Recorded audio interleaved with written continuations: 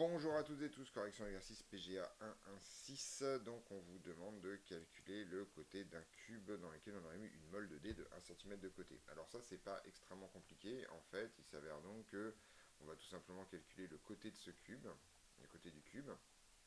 Et en fait le côté du cube c'est tout simplement son volume à la puissance 1 tiers, puisque le volume d'un cube c'est son côté au cube, comme le mot cube l'indique par ailleurs. Et donc en gros, le volume du cube, c'est pas très compliqué, puisque c'est 6,02 10 puissance 23 cm3, puisque chaque dé fait 1 cm de côté, donc son volume fait 1 cm3. Le tout à la puissance 1 tiers, et donc on va trouver quelque chose de relativement simple. Donc 6,02 exposant 23,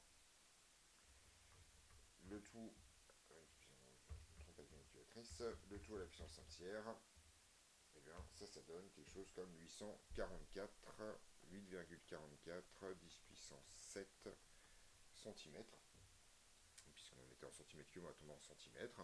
Je vais convertir ça en kilomètres sans aucune forme de problème, en écrivant que 1 km c'est égal à 10 puissance 5 cm, puisque c'est 1 km c'est 1000 mètres, et enfin voilà, c'est 100 fois 1000 quoi, 10 puissance 5.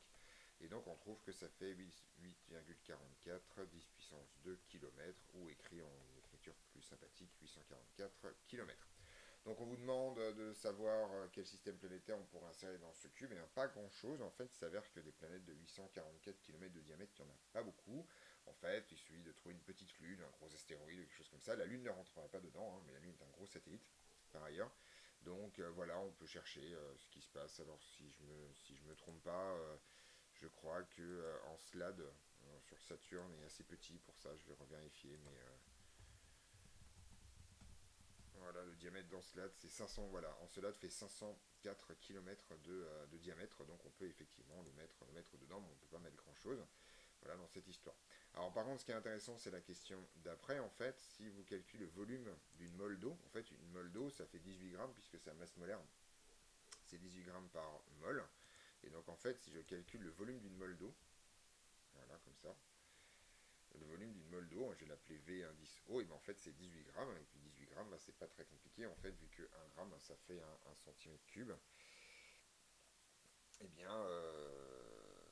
en fait on va pouvoir faire des choses très, très faciles. Donc 1 gramme c'est 1 centimètre cube, c'est la même chose, si je me trompe pas, j'ai l'impression de dire des bêtises là.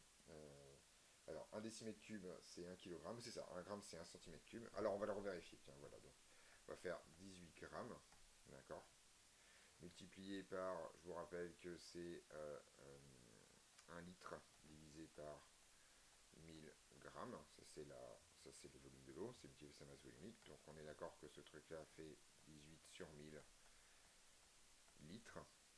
Alors des litres c'est des décimètres cubes, donc ça fait 18 sur 1000 décimètres cubes, et je vais multiplier par 1 pour être sûr de ma conversion, comme ça au moins on va pas aller trop vite, voilà.